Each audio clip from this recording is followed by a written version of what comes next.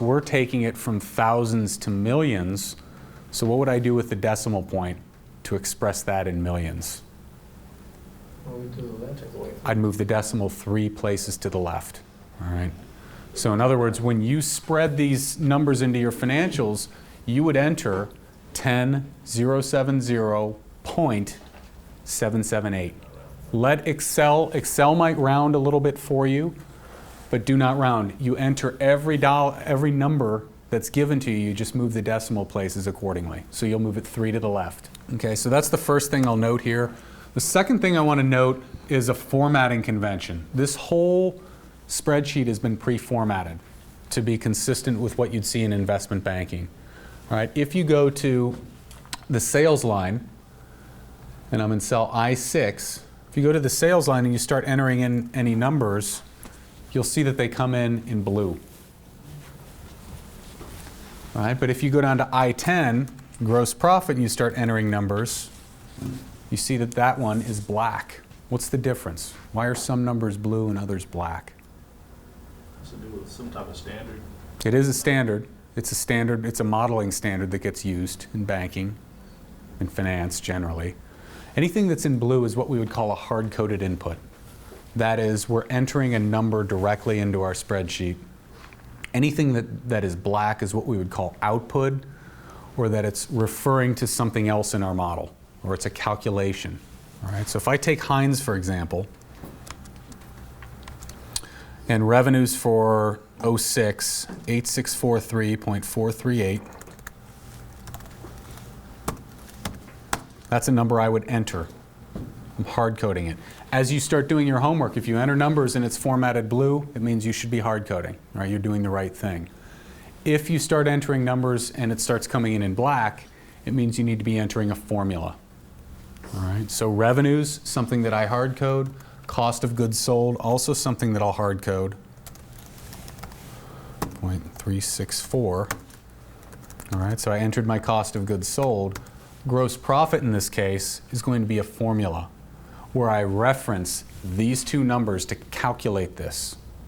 All right, and that's something we do a lot in banking, especially when we build models. This blue and black really becomes helpful because if I build a model and I hand it to you to check it, you can tell just by the color of the font how I've entered that data, whether it's blue or black.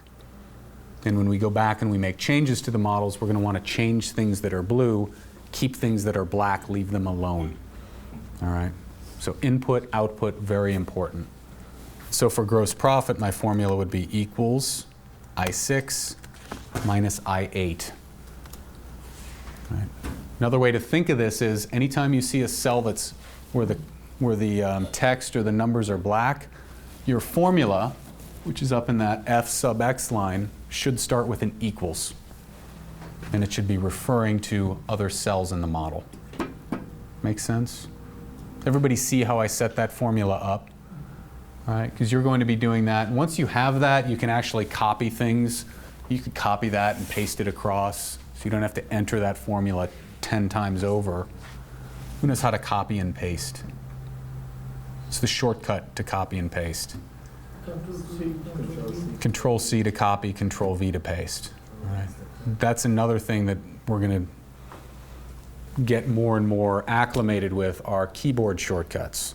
All right. If you've gotten comfortable using a mouse to select little icons up here, in other words, I don't even know where they are because okay, there's copy over here. Copy, and then you select your cells, and then you go back up here and select paste. All right, get away from using the mouse.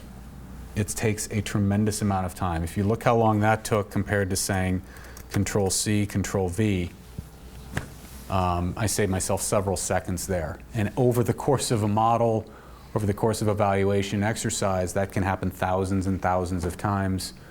Bankers work hard enough as it is. Don't make it harder by using the mouse.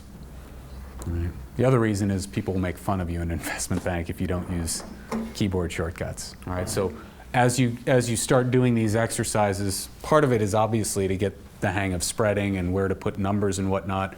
The other part of it is getting used to using Excel, getting used to using the keyboard shortcuts, getting used to the syntax of things you enter in here. All right. So some people may have used a lot of Excel in the past. Some people may not have. All right. People who haven't, this might be a little challenging at first, but take the time, use the shortcuts, and get used to it. All right. Any questions on this so far? All right. Now you'll see that we've got 3 fiscal years here and 2 interim periods. An income statement, or a 10K rather, in a typical 10K, what you'll see is you'll see 3 years of income statement and you'll see 2 balance sheets. All right, so that's all we're asking for in the balance sheet down here. Fiscal year ended May 2nd, 07. Fiscal year ended April 30th of 08. There will only be 2 balance sheets in your Heinz 10K, so you're only going to have to spread 2 of them. You'll have 3 income statements. You'll have to spread all 3.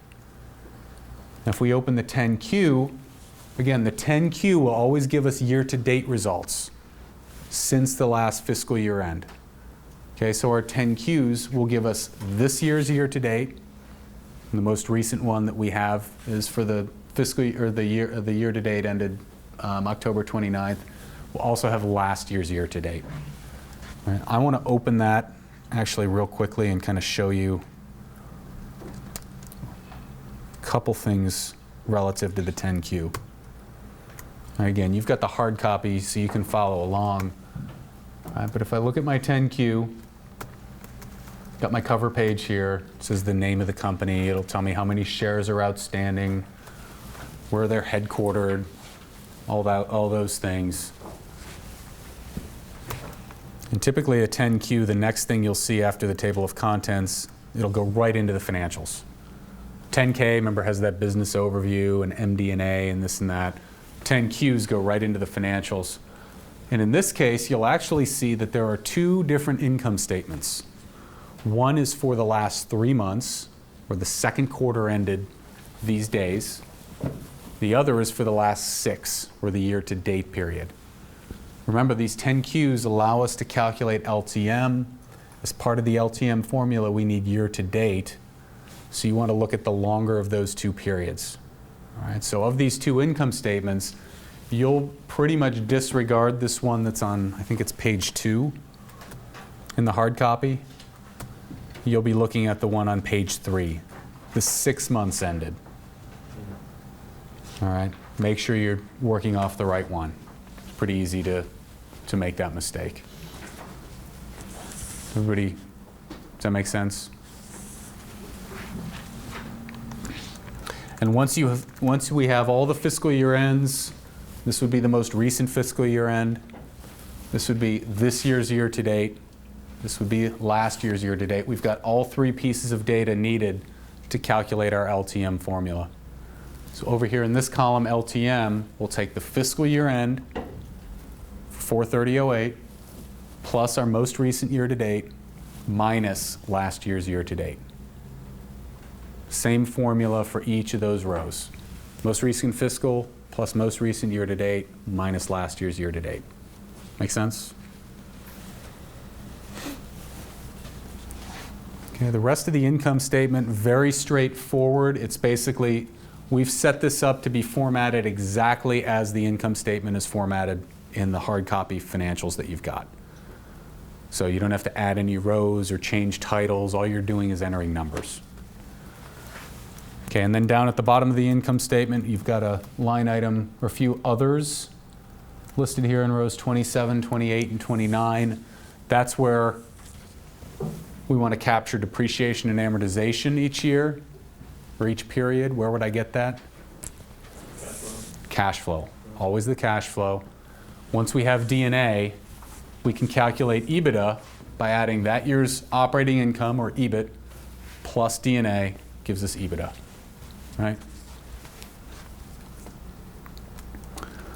Balance sheet, again, balance sheet also in millions, also set up to exactly mimic what's in the hard copy financials.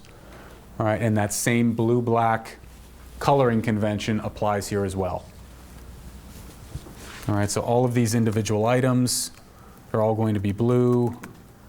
All right, and the subtotal line items will be black. All right, so total current assets would be black, total assets would be black, etc.